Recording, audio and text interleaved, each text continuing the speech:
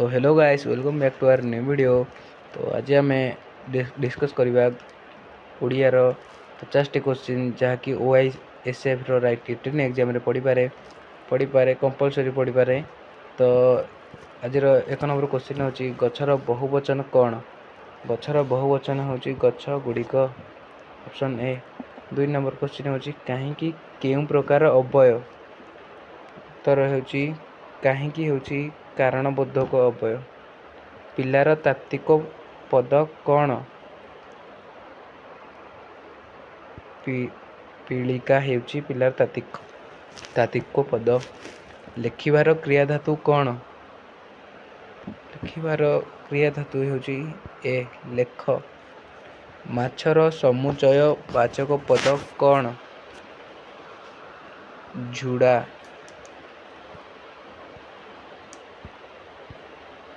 Question number 6 तुमे केउं पुरुष। द्वितीय पुरुष।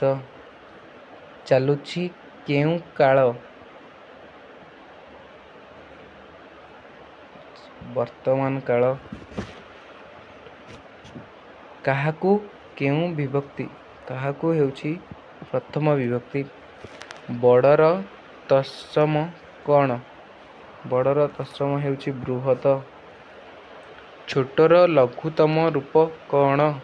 छोटर लघुतम रूप हेउछि छोट टिकी, ऑप्शन नंबर बी।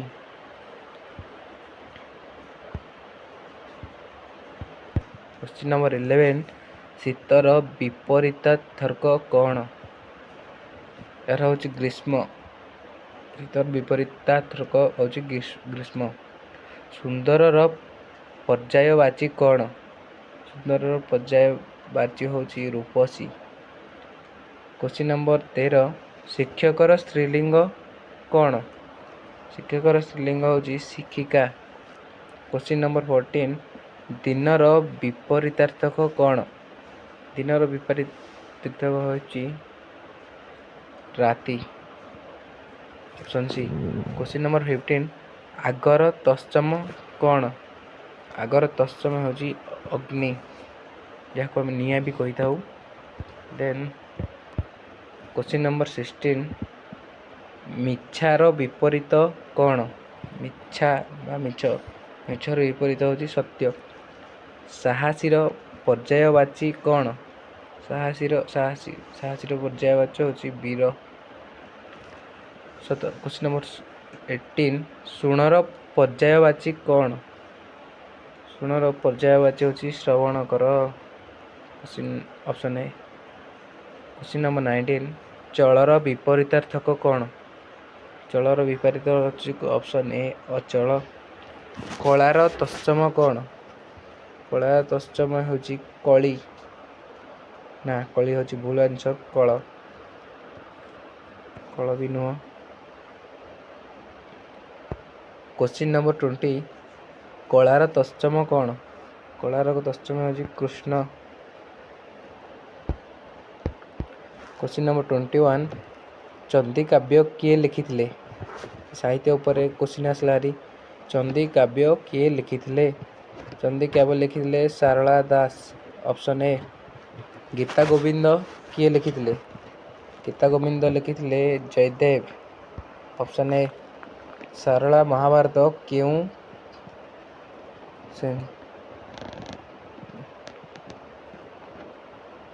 सेंचुरी रे रचित। 14तम, 15तम, 16तम, 17तम। So this is option B 15तम। क्वेश्चन नंबर 24 कपिल स्तुंभ किए लिखिथिले। Option A Gopabandhu Das. Question number 25 Padmavati काव्यर रचयिता किए। क्वेश्चन नंबर 25 होछि पद्मावती काव्यर रचयिता किए। Biswanath Khandal, option A. Question number 26 मत्स्य काव्य किए लिखिथिले। मत्स्य काव्य लिखिथिले सारला दास। धरित्री क्वेश्चन नंबर 27 धरित्री काव्य किए लिखिथिले। धरित्री काव्य लिखिथिले ସଚ୍ଚିଦାନନ୍ଦ ରାଉତରାୟ। Option B. କଳାପାହାଡ଼ ଉପନ୍ୟାସ କିଏ ଲେଖିଥିଲେ? କଳାପାହାଡ଼ ଉପନ୍ୟାସ କିଏ ଲେଖିଥିଲେ? ଫକୀର ମୋହନ। ମହାଭାରତର ଲେଖକ କିଏ? ବେଦବ୍ୟାସ। ସାରଳା ମହାଭାରତ କେଉଁ ଲିପିରେ ଲେଖାଯାଇଥିଲା? ଓଡ଼ିଆ ଲିପିରେ ଲେଖାଯାଇଥିଲା। Question number 31। କୋଣାର୍କ ସୂର୍ଯ୍ୟ ମନ୍ଦିର କେବେ ନିର୍ମିତ ହୋଇଥିଲା? ଏଟା ବି ହେବ 13। ଏଟା ତ ଭୁଲ ଦେଇଛି ଅପସନ୍, ଜାଣି ହେଉନି, କିନ୍ତୁ ଏହାର ଉତ୍ତର ହେବ 13ମ। ୟୁନେସ୍କୋ ହେରିଟେଜ୍ ସାଇଟ୍ କ'ଣ? ୟୁନେସ୍କୋ ହେରିଟେଜ୍ ସାଇଟ୍ ହେଉଛି ବିଶ୍ୱ ସାଂସ୍କୃତିକ ଧରୋହର। Option A. କୋଣାର୍କ କାହା ପାଇଁ ପ୍ରସିଦ୍ଧ? ସୂର୍ଯ୍ୟ ମନ୍ଦିର। ବି, ସୂର୍ଯ୍ୟ ମନ୍ଦିର। 34 ନମ୍ବର କ୍ୱେଶ୍ଚିନ୍। ପାର୍ଶ୍ୱରେ କେଉଁ ବିଶେଷଣ ବ୍ୟବହୃତ? ପାର୍ଶ୍ୱରେ ପ୍ରାଚୀନ ବିଶେଷଣ ବ୍ୟବହୃତ। Option C. Question number 35। ନିର୍ମିତ କେଉଁ କ୍ରିୟାରୁ? ନିର୍ମିତଟି କେଉଁ କ୍ରିୟାରୁ ଆସିଅଛି ବା ଗୃହୀତ?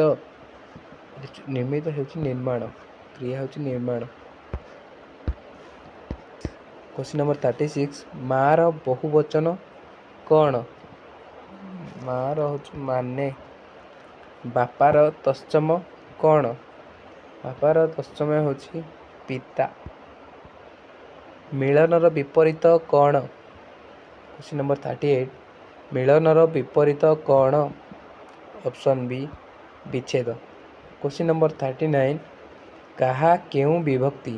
କାହା ହେଉଛି କେଉଁ ବିଭକ୍ତି? ଷଷ୍ଠୀ ବିଭକ୍ତି। କାହା ହେଉଛି ଷଷ୍ଠୀ ବିଭକ୍ତି। ପୁସ୍ତକର ବହୁବଚନ କ'ଣ? ପୁସ୍ତକ ଗୁଡ଼ିକ। Question number 41। ଆସର ପର୍ଯ୍ୟାୟବାଚୀ କ'ଣ? ଆସର ପର୍ଯ୍ୟାୟବାଚୀ ହେଉଛି ପ୍ରବେଶ କର। Question number 42। ଗାୟର ସମୁଚ୍ଚୟବାଚକ ପଦ୍ୟ କ'ଣ? ଗାୟର ସମୁଚ୍ଚୟବାଚକ ପଦ ହେଉଛି ପାଳ।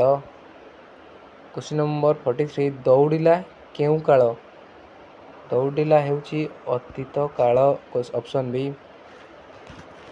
ସେ କେଉଁ ପୁରୁଷ?